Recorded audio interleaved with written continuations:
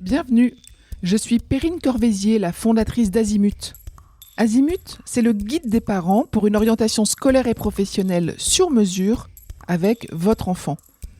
Nous nous appuyons sur près de 100 spécialistes de l'orientation pour vous informer et vous conseiller.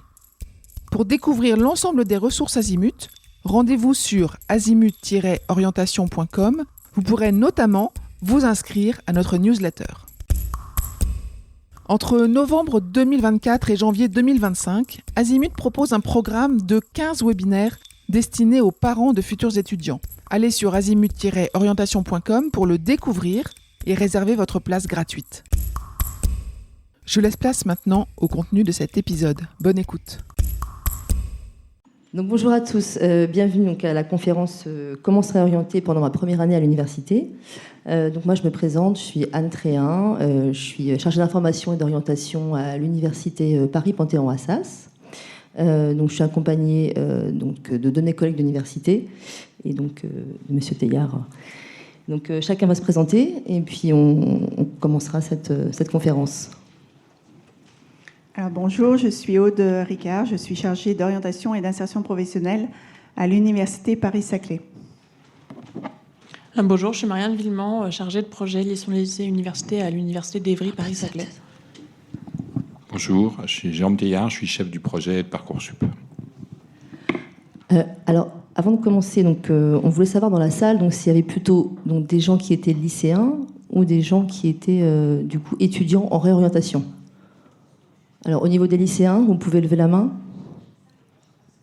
D'accord. Et donc, les autres personnes sont des étudiants en réorientation, c'est ça?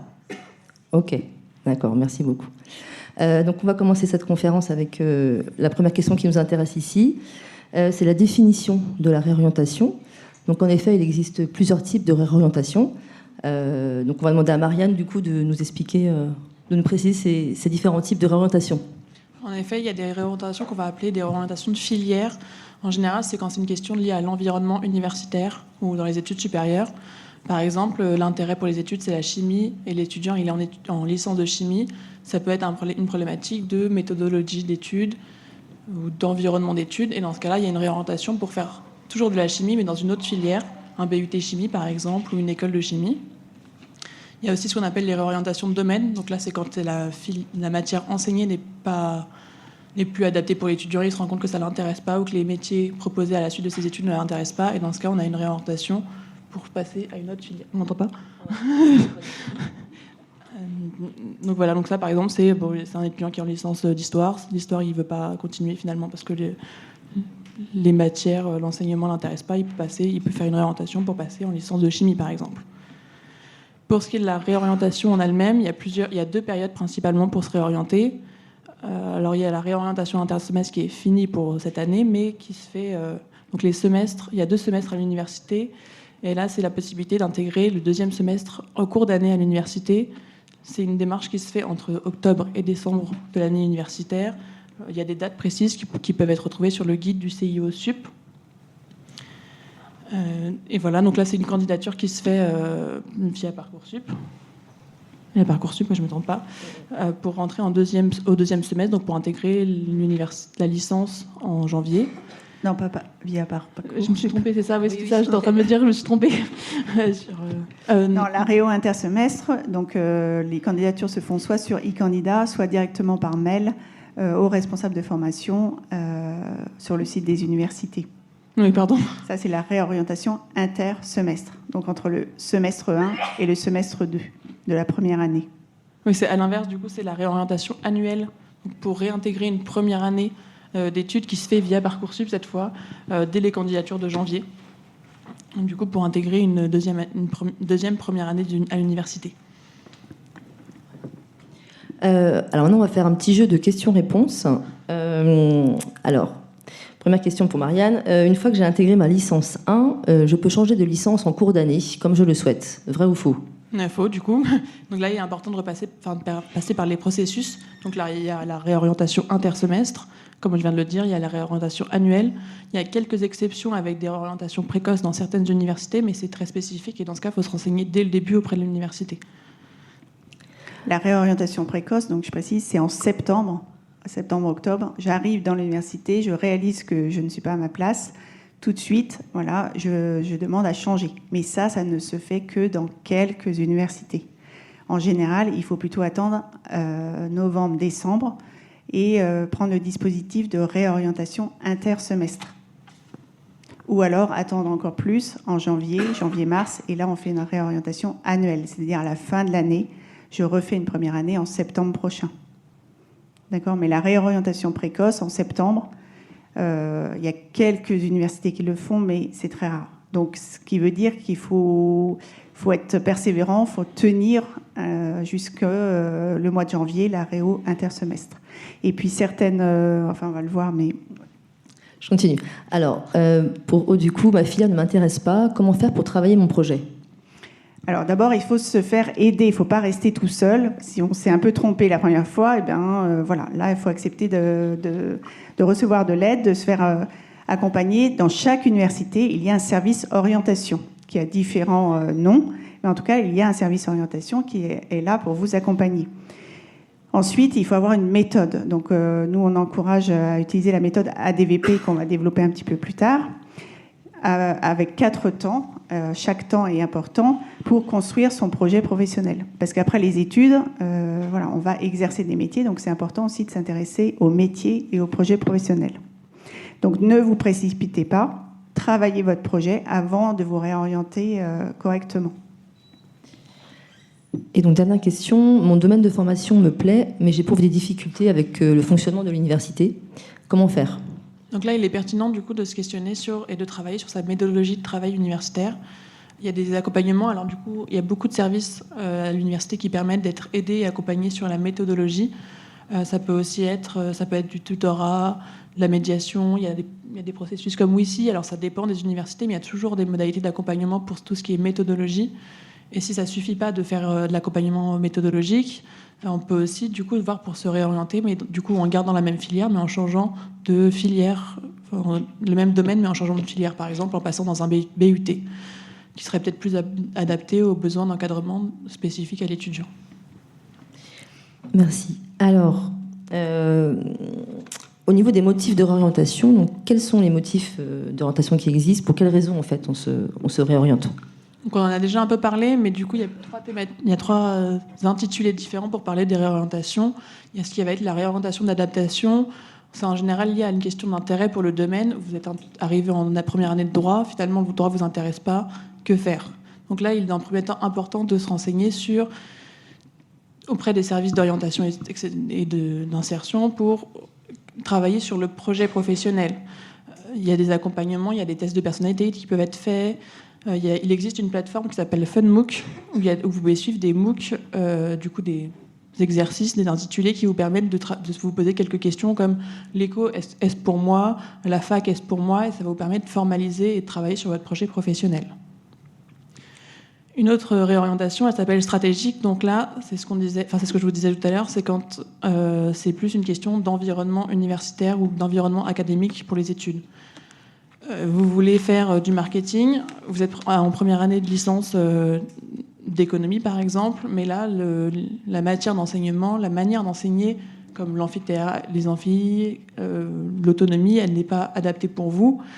Là, il faut... Voilà. Enfin, là, alors, il y a plusieurs thématiques. Il y a justement aller se faire aider, accompagner sur la méthodologie, aller contacter d'autres étudiants pour être accompagnés, pour être suivis. Il y a des associations qui sont là exprès pour aider du coup à l'intégration à l'université. Et sinon, il y a aussi du coup se réorienter pour voir si d'autres méthodes académiques peuvent, les écoles spécialisées, les BUT, les IUT peuvent être plus adaptées en termes d'intégration et d'accompagnement. Et le dernier, qui est la réorientation rebond, oui. C'est du coup lié à tout ce qui va être lié à des difficultés académiques. Lorsque là, c'est une question de niveau, se rendre compte que le niveau, il n'est pas forcément celui qu'on imaginait en première année. Là, c'est une question de se questionner sur comment faire pour poursuivre son projet, parce que le projet, il n'a pas changé. Si vous voulez faire technique de commercialisation, par exemple, qu'est-ce qui peut être fait pour continuer, pour avoir un projet marketing à la fin ? Soit se réorienter dans d'autres filières, encore une fois, mais là, ça peut être également Oui, c'est ça. C'est se réorienter pour d'autres filières ou faire une année, par exemple, les années de césure qui permettent aussi de travailler sur certaines thématiques pour reprendre après l'année. Voilà, il faut se dire qu'il y a toujours plusieurs moyens d'accéder à son projet professionnel. Il y a plusieurs filières, souvent plusieurs BUT, plusieurs licences qui permettent d'intégrer et d'atteindre son projet professionnel. Merci Marianne. Alors du coup, peut-être Aude pour quelques astuces sur cette question. Oui, toujours se faire accompagner, hein, c'est très important de ne pas rester tout seul dans ces moments-là. C'est des moments assez difficiles à vivre. Là, je viens d'animer un module rechoix dans le cadre du projet Oracle, où on a accompagné une dizaine d'étudiants justement en réorientation intersemestre. Et c'est vrai que c'est une période où on sait que ça ne convient pas, mais on ne sait pas forcément où on a envie d'aller, etc. Donc c'est important de se faire accompagner, parce qu'on est fragilisé, on perd de la confiance en soi, on ne sait pas trop comment s'y prendre. Donc voilà, n'hésitez pas à faire appel aux professionnels de l'orientation qui pourront vous donner une méthodologie, des outils et des ressources. Juste pour reprendre les réorientations. Donc, réorientation d'adaptation, donc c'est le domaine, le sujet qui ne nous intéresse pas. Mais comme on disait, par exemple, imaginons vous êtes en physique et finalement c'est la biologie qui vous intéresse. Et il y a plusieurs moyens de faire de la biologie. Vous pouvez faire de la biologie en licence, en BUT, en BTS, en école, etc. Donc, tous les chemins mènent à Rome, vous pouvez trouver une autre solution. Ensuite, pour la réorientation stratégique, il faut comprendre que dans chaque filière, la manière d'enseigner est différente. La manière d'enseigner dans un BTS, ce n'est pas la même manière d'enseigner et donc la même manière d'apprendre que dans une licence. Licence, il y a beaucoup d'enseignements théoriques. Le BTS, c'est très appliqué, c'est très professionnalisant. D'accord ? Donc, quand on choisit entre licence, BTS, BUT, il faut se dire que la manière d'apprendre va être différente. Et se poser la question, mais quelle est la bonne manière pour moi ? De quoi j'ai besoin pour réussir ? Là, on est dans la réussite. Autant le domaine, c'est plutôt la motivation, c'est mon centre d'intérêt, d'accord ? La filière, c'est quelle est la bonne filière pour moi pour réussir ? Est-ce que j'ai besoin d'encadrement ? Est-ce que j'ai besoin d'autonomie ? C'est bon, j'en ai ras-le-bol d'avoir des adultes sur le dos. Est-ce que je suis capable de me donner des règles, de travailler en autonomie, etc. Ou au contraire, j'ai besoin d'être accompagnée, j'ai besoin d'avoir une relation privilégiée avec les enseignants, etc. Eh bien, ça, c'est important de bien discerner ça et de choisir sa filière. Troisième réorientation, donc rebond. Là, on arrive et puis on voit que c'est dur. C'est très dur même. On n'y arrive pas. Mais on a notre projet professionnel. Et bien, c'est pareil, on se pose la question, je ne dois pas être au bon endroit pour moi pour réussir. D'accord ? Et donc, il faut choisir une autre filière qui répondront à mes besoins pour réussir. Ce qu'il faut comprendre, c'est que maintenant, il y a beaucoup d'évolutions. Je dis ça spécialement aux parents. Il ne faut pas penser l'enseignement supérieur comme dans notre temps. Moi, j'ai 51 ans. Peut-être que vous êtes plus jeune. Mais voilà, il y a beaucoup plus d'admissions parallèles, etc. Même si vous commencez par un BTS, vous pouvez aller jusqu'au Bac+5. Mais voilà, l'important, c'est de se dire de quoi j'ai besoin pour réussir. Si je dois passer par un BTS pour mes 2 premières années, je commence par un BTS parce que je suis bien encadrée. Et après, je fais un système d'admission parallèle et je peux aller jusqu'au Bac+5. Donc, bien prendre en compte ses besoins. Merci Aude. Si tu peux un peu nous préciser donc la réorientation intersemestre, donc qui est quelque chose qui est passé, on sait bien, donc qui se déroule entre fin octobre et décembre. Donc pour expliquer un petit peu les ressources que la SUIO utilise, oui. Voilà, pour cette période charnière. Oui, donc la réo intersemestre pour cette année, elle est passée, d'accord, sauf exception. À Paris-Saclay, il y a encore des possibilités pour le BUT mesures physiques. Mais là, je m'adresse plus aux lycéens. Il faut que vous sachiez, que vous connaissiez ce dispositif, d'accord ? Si vous arrivez dans une première formation et que vous vous dites je me suis trompée, je vois que ça ne me correspond pas. Donc, la réo intersemestre, c'est entre le semestre 1 et le semestre 2. Les candidatures commencent en octobre, d'octobre à décembre en général, pour faire une rentrée en janvier, d'accord ? Dans le cadre d'Oracle, on a organisé par exemple un webinaire des 14 universités qui présentent leur place en réo intersemestre et les modalités de candidature. Chaque université a ses modalités, ça peut être e-candidat, ça peut être un mail personnel, il faut envoyer un CV ou pas, etc. etc. Donc chaque université présente son calendrier, ses modalités de candidature et puis les places qui sont ouvertes en réo intersemestre. Parce que toutes les formations n'ouvrent pas de place en réorientation intersemestre. Alors, qu'est-ce qui se passe si je suis acceptée en réo intersemestre ? En fait, vous allez commencer tout de suite le S2, vous allez suivre les cours comme les autres du semestre 2, d'accord ? Et vous allez passer l'examen sur les matières du S2. Et vous allez devoir rattraper les matières du S1, du semestre 1, d'accord ? Et que vous, en général, que vous passerez en examen à la session de rattrapage. Donc ça veut dire que c'est un deuxième semestre qui est assez chargé, d'accord ? Donc voilà, c'est pour ça qu'il faut se préparer et il faut se dire que ça va être chargé. Si je ne suis pas acceptée en réo intersemestre, eh bien, j'attends Parcoursup, voilà, je termine mon année. Après, il faut toujours garder et valoriser. Il y a des matières que vous allez retrouver l'année suivante. Par exemple, de l'anglais. Vous pouvez très bien valider l'anglais cette année parce que vous allez avoir aussi de l'anglais ou de l'informatique, par exemple. Enfin, il y a peut-être certaines matières qui vont être communes avec votre prochaine formation. Donc, il ne faut rien lâcher, spécialement pas les matières qui vont pouvoir vous servir l'année suivante. Et donc, après, si vous n'êtes pas pris, vous pouvez tenter une réorientation annuelle sur Parcoursup.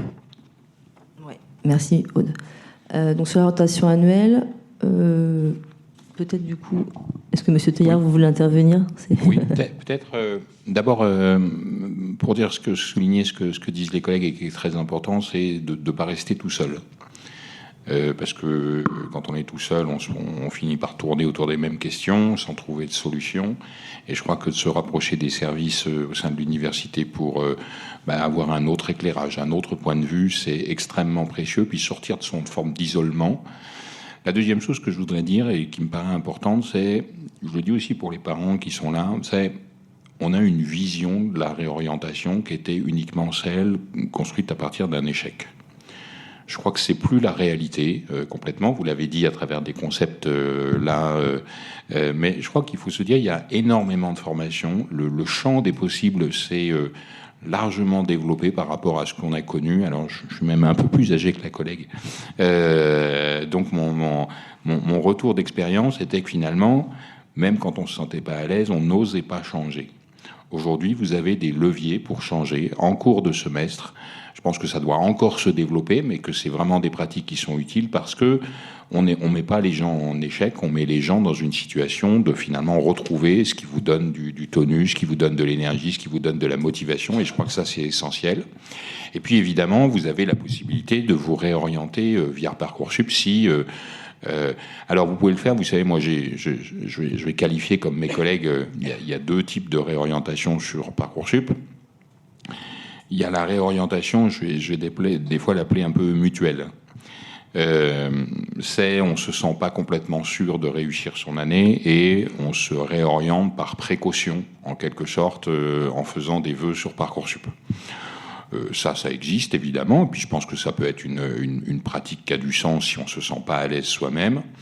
Alors ce qui est important, c'est qu'à un moment, il faut choisir, c'est-à-dire que soit on réussit son année, je le souhaite, et puis on poursuit son cursus, et puis auquel cas on abandonne ce qu'on avait sur Parcoursup, soit finalement on se réoriente à travers Parcoursup. La deuxième, évidemment, situation, c'est celle d'une recherche que vous avez faite, alors peut-être rebond, si je reprends les qualificatifs que vous avez évoqués, dans lequel on s'aperçoit qu'on n'est pas complètement à l'aise dans la formation, ou finalement c'est au fur et à mesure des échanges qu'on a avec des professionnels, avec des journées portes ouvertes qu'organisent tous les établissements, où on finalement se dire ça y est, j'ai compris, c'était pas exactement cette formation qui m'intéressait, c'est une autre, parce qu'elle répond le mieux à ce que j'aime, à ce que j'ai envie de faire. Et là, il ne faut pas hésiter à faire des vœux sur Parcoursup, vous avez les moyens, et je le dis pour tous les étudiants, vous êtes considérés de la même manière sur Parcoursup, que vous soyez un lycéen ou que vous soyez un étudiant. Le dossier sera un petit peu différent pour une raison toute simple, c'est qu'il y a un des deux candidats qui a déjà le baccalauréat.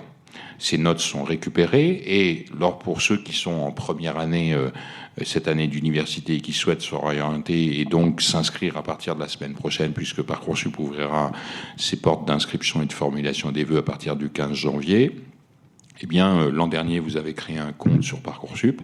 Vous réutilisez le même compte, vous n'avez pas besoin de créer un nouveau compte, et à partir de ce compte-là, nous, on récupérera automatiquement la totalité des données que nous avions déjà sur vous quand vous étiez lycéen et que vous avez fait une première fois sur Parcoursup.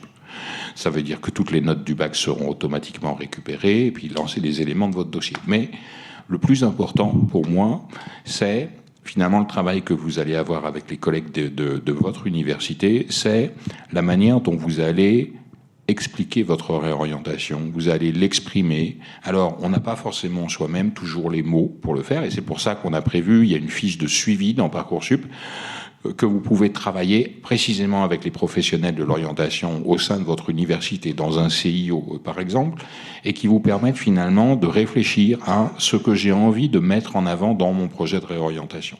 Il ne s'agit pas de simplement de dire j'ai échoué et puis je reprends. Non, c'est pas ça qui est intéressant. Ce qui est intéressant, c'est quelle est la réflexion que vous avez eue pour vous dire j'étais peut-être pas à l'aise dans ce type de formation et c'est une autre qui m'intéresse. Pourquoi elle m'intéresse? Quel type de projet personnel ou professionnel j'ai en ambition et qui me permet finalement de nourrir et d'apporter aux enseignants du supérieur qui examineront votre candidature un élément qui finalement leur fera comprendre que il y a une forme de maturité en vous que vous avez acquise au cours de cette année. C'est pas une année blanche, c'est une année de réflexion. Et je crois qu'il faut l'utiliser aussi comme ça. Il faut aussi vous rassurer en vous disant que sur Parcoursup, il y a un certain nombre de formations qui sont très intéressées par ce profil-là. Alors, je vous dis les choses telles que je les vois. Les classes préparatoires aux grandes écoles, ils recrutent rarement des étudiants en réorientation. Mais il y a rarement des étudiants en réorientation qui se réorientent sur des classes préparatoires aux grandes écoles. Vous savez, on souffre qu'une année, on se dit que c'est uniquement l'année après le lycée, et on ne veut pas. Mais il y a d'autres formations. Formation du travail social, j'en ai vu dans le salon, formation soins infirmiers, où précisément, par exemple, dans ce type de formation-là, on attend et on est intéressé par une maturité un peu plus aguerrie que celle des lycéens qui sortent du lycée. Voilà. Donc, il y a toute chance, quand on veut faire sa réorientation, d'avoir des propositions d'admission sur Parcoursup. Je pense qu'il faut le savoir. Si je fais une différence pour vous donner à peu près les chiffres sur la session 2024, il y avait 169 000 étudiants en recherche d'une réorientation sur Parcoursup. On était à un taux de proposition qui était de l'ordre de 82%. Sur les lycéens, on était à 95%. Oui, il y a une différence, mais souvent, c'est ce que je vous disais tout à l'heure, le périmètre des formations sur lesquelles les lycéens candidatent est beaucoup plus large que le périmètre sur lesquels candidatent les étudiants en recherche d'une réorientation. Donc, voilà, vous avez votre dossier, il sera constitué sur Parcoursup. Comme les autres, vous aurez simplement cette fiche de suivi à renseigner et qui, pour moi, est fondamentale parce que c'est le moment de réflexion pour vous, pour exprimer votre nouveau projet. Ce que vous en avez retiré de cette première expérience. Et puis moi, je suis vraiment... Vous voyez, je passe mon temps à souvent faire beaucoup de conférences. Et la première chose que je veux dire aux lycéens, c'est d'abord de celle que Parcoursup, c'est un de vos premiers choix, peut-être important, mais ça ne sera pas le dernier. Il ne faut pas vivre avec cette idée que parce que je me suis trompé, parce que j'ai pas choisi la bonne, mon avenir est bouché, se trouve obscurci.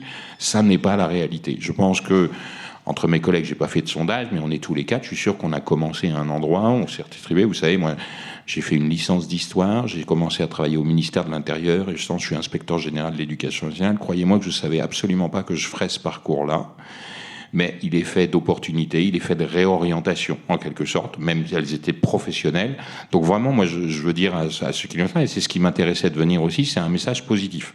Faut pas se recroqueviller et se mettre dans une question. Je pense qu'il y a beaucoup d'opportunités et que, à la fois Parcoursup, mais aussi des réorientations intersemestres ou celles que vous avez évoquées, ce sont des opportunités de changer de voie, de trouver ce qui vous intéresse. Et il ne faut pas perdre de vue votre projet. Vous l'avez évoqué vous-même. Je crois que vous avez un projet, vous y croyez. Après, renseignez-vous pour que vous puissiez aller dans le type de formation qui va être le plus adapté. Vous l'avez dit tout à l'heure, et je trouve que c'est intéressant, il faut sans doute des fois appuyer là-dessus. Je veux faire de l'informatique. Vous avez une licence d'informatique, vous avez un but d'informatique, vous avez un BTS d'informatique, vous avez même une classe préparatoire en informatique. Ce sont des modalités d'enseignement, vous l'avez dit, différentes. Ce sont une perspective d'accès à l'emploi avec une temporalité peut-être différente, des métiers qui vous préparent plus directement, des métiers dans lesquels c'est une perspective peut-être plus lointaine parce qu'il y a d'autres types de travaux académiques que vous allez faire. Mais voilà, dites-vous que ce que moi je considère être la chance du moment, c'est que en fait vous avez toute cette palette de solutions possibles, adaptées plus ou moins à votre profil, à vous d'aller finalement dans les salons comme vous l'avez fait aujourd'hui, dans les journées portes ouvertes, parce que c'est dans l'échange humain. Moi, je dis toujours aussi sur Parcoursup, et je m'arrêterai là, avoir accès à l'information, voir l'information, c'est extrêmement important. Ne vous contentez jamais de cela.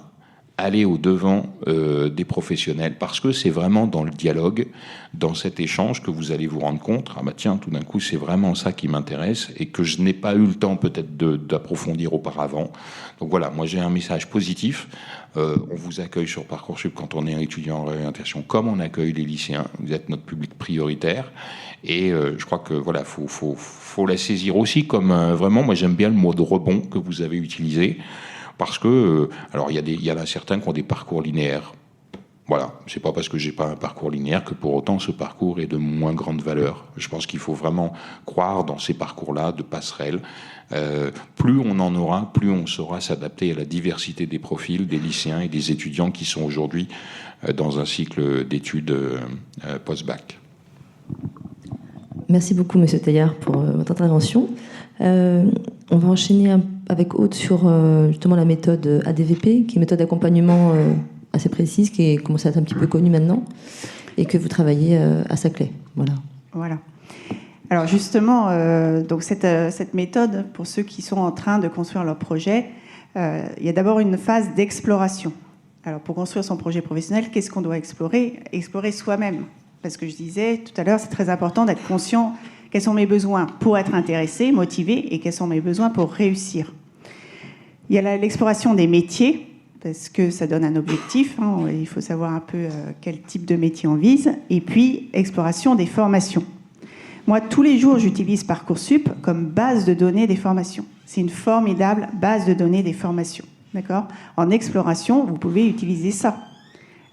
Vous tapez chimie, par exemple, dans Parcoursup, et vous allez avoir plein de formations. Des BTS, des licences, des écoles, des BUT, etc. D'accord ? Donc, moi, j'utilise Parcoursup comme outil d'exploration tous les jours. Le salon, là, aujourd'hui, vous voyez qu'il y a plein de formations de tous les domaines. Donc, c'est une action d'exploration. On explore. Dans l'exploration, on ne choisit pas. Donc, on peut se permettre d'aller voir des choses, voilà. Peut-être qu'on a des a priori, peut-être qu'on a des préjugés. On va au-delà de ces préjugés, on est curieux et on va explorer un peu tout ce qu'il y a. Après, il y a une deuxième phase d'organisation de la formation. Parce que de faire toutes ces recherches, si on voit 25 BUT différents ou 25 licences différentes, on rentre du salon, qu'est-ce qu'on retient ? Donc, moi, je conseille toujours de faire un petit tableau formation et un tableau métier. Chaque fois que vous allez faire une recherche, soit sur Parcoursup, soit dans un salon, prenez quelques notes. Pas besoin de faire des romans. Mais voilà, c'est quoi les caractéristiques de la formation ? Avantages, inconvénients pour moi, par rapport à mes besoins. Je sens que j'ai besoin d'être encadrée, ou alors au contraire, j'ai besoin d'autonomie, j'ai besoin qu'on me lâche, j'ai envie de respirer. Voilà, je suis capable de me prendre en main. Je veux être un expert sur une matière, ou au contraire, j'aime beaucoup la diversité, j'ai envie d'explorer plusieurs matières différentes. Et bien voilà, une licence, ça vous permet d'être un expert. Une école, c'est plus varié, il y a c'est pluridisciplinaire, d'accord ? Donc voilà, chaque formation répond à des besoins différents.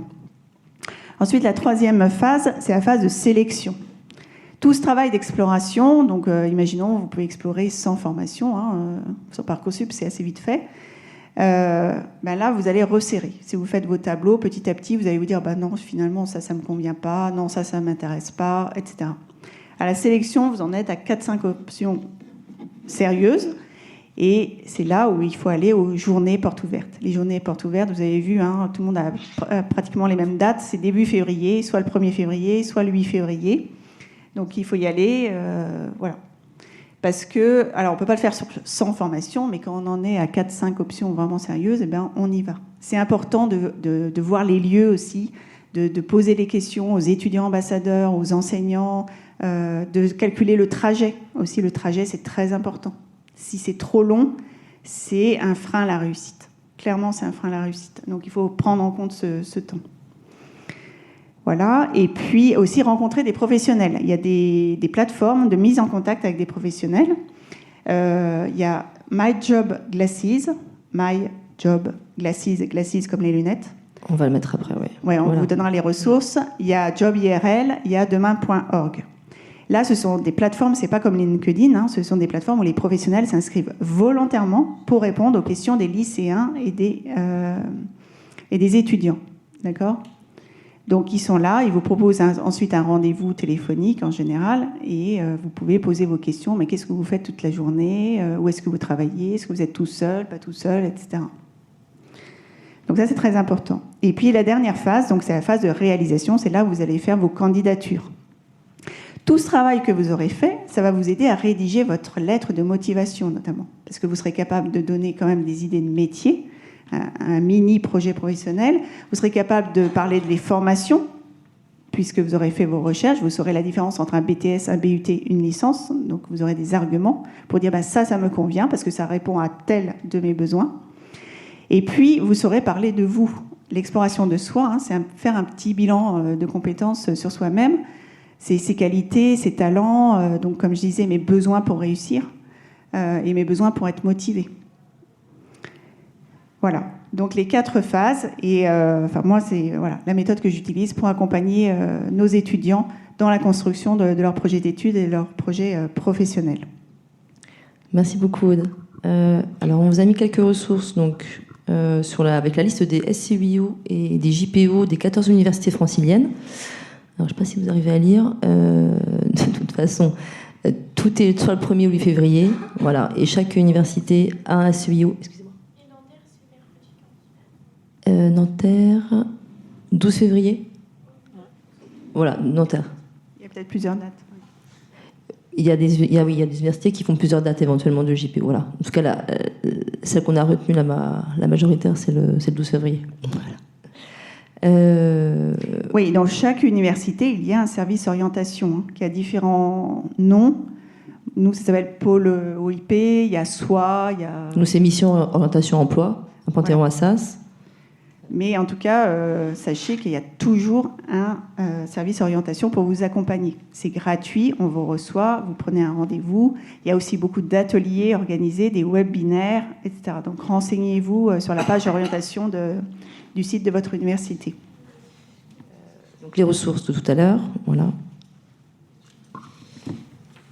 Et du coup, là, on a mis donc une capture d'écran Parcoursup pour un petit peu expliquer le fonctionnement de cet outil.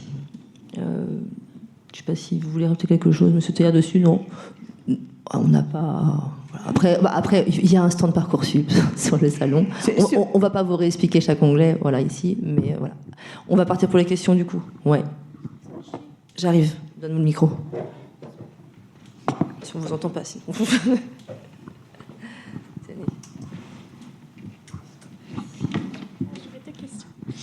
Déjà, j'ai cru voir sur Parcoursup qu'il n'y avait plus le taux d'admission. Est-ce qu'il sera mis plus tard ou... En fait, il y a plus le taux d'accès quand vous êtes sur la visibilité de la carte de formation. Vous avez une petite...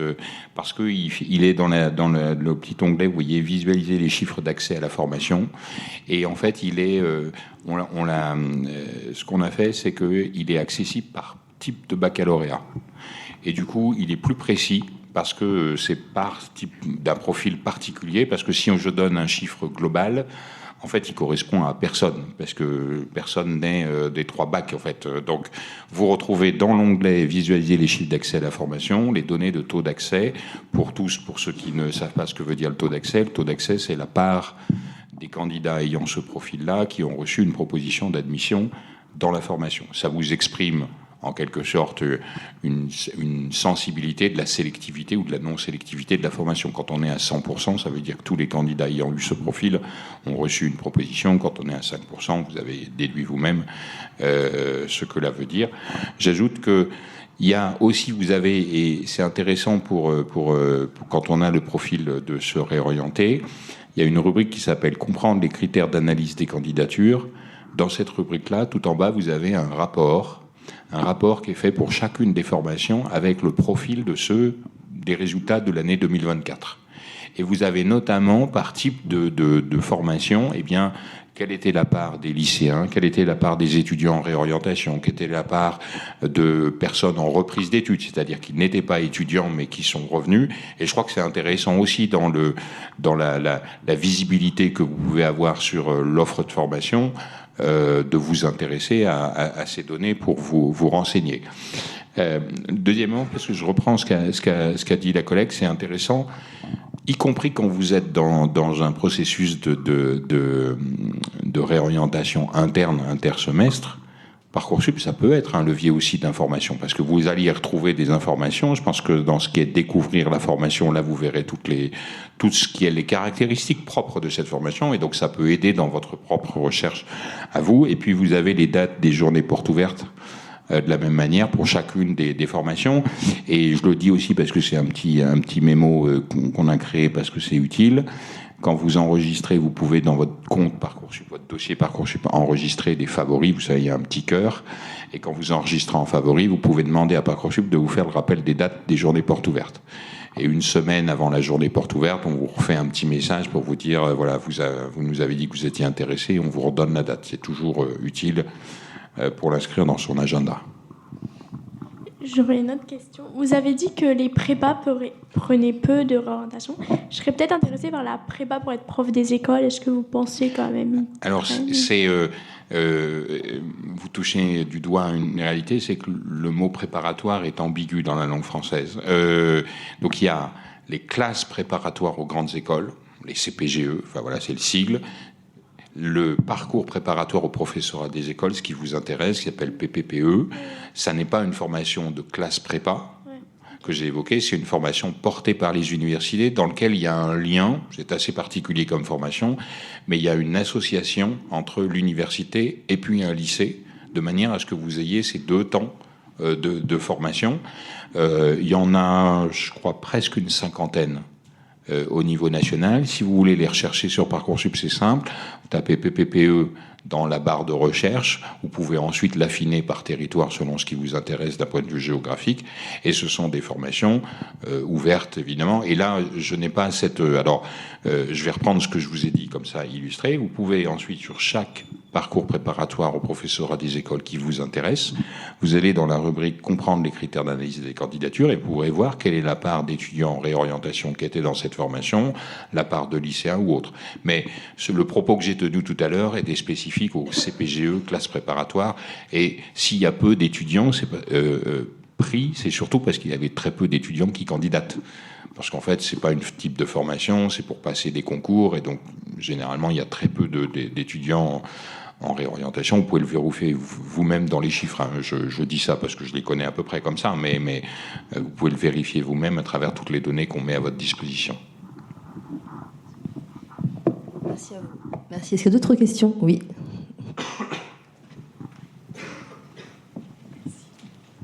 Merci. Je vous remercie pour toutes ces informations. Alors, j'ai une question sur la réorientation annuelle sur Parcoursup. Les formalités à accomplir en plus par rapport à donc une première inscription qui avait été faite l'année passée, c'est uniquement ce formulaire dont vous parliez de...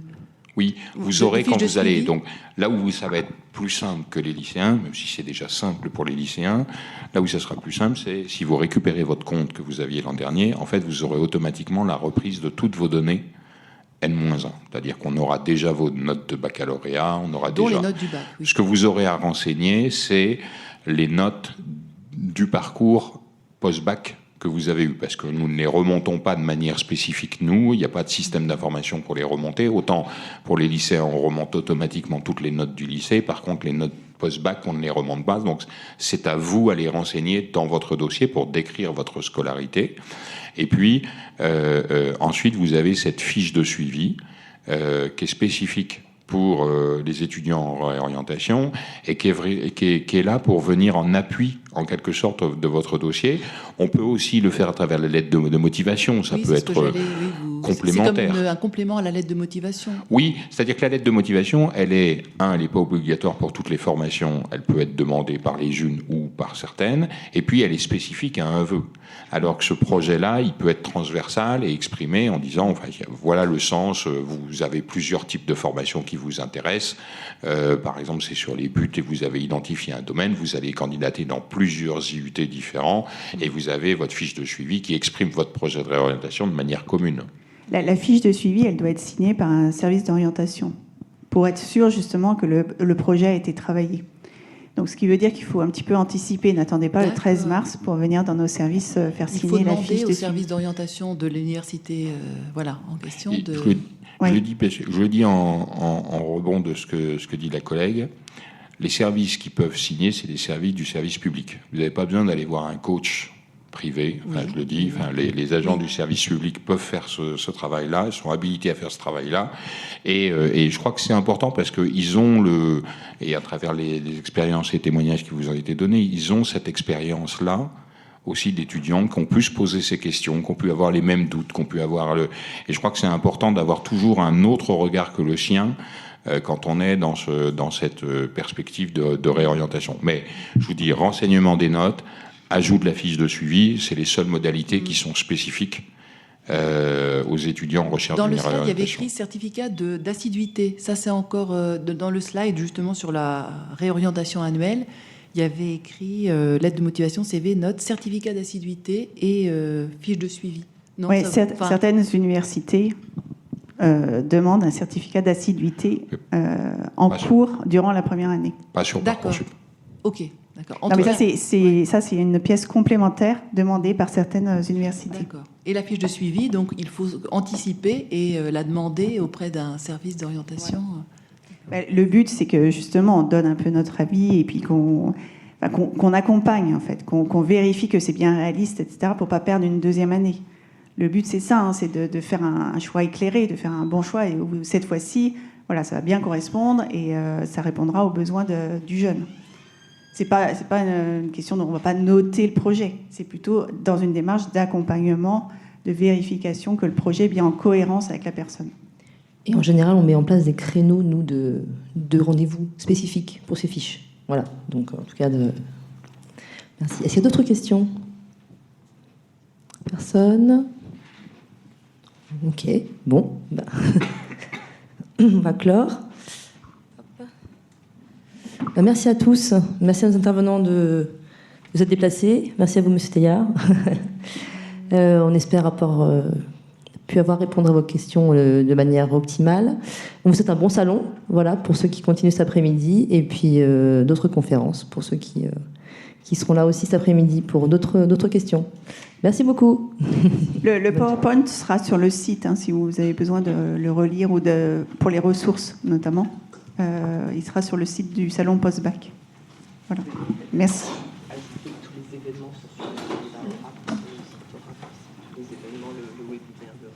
Ah oui, aussi, on a oublié de vous préciser, là, Oracle, en fait, c'est un appel à projet qui réunit les 14 universités franciliennes, donc d'Île-de-France. Et quand je parlais du webinaire pour la Réo intersemestre, qui est organisé par Oracle, vous pouvez trouver les dates sur le site oracle.eu. Voilà, si jamais vous arrivez en première année. .fr, pardon, au contraire. Oracle.fr, désolé. Et Oracle avec 2 C surtout, .fr. Voilà, vous retrouverez tous les événements d'accompagnement à la réorientation intersemestre. Voilà, merci de votre attention. Je vous retiens quelques instants. Vous écoutez peut-être sur Apple ou sur Spotify ou sur Deezer ou sur une autre application de podcast. Je voulais m'assurer que vous connaissiez l'existence de notre site azimut-orientation.com. Sur ce site, les contenus sont organisés par thématique et par situation. Ceux qui connaissent adorent et utilisent notre moteur de recherche, ce qui leur permet d'aller chercher directement le bon contenu qui correspond à leur problématique. Je vous encourage à vous y connecter et n'oubliez pas de vous inscrire à notre newsletter. Merci de votre fidélité et à bientôt.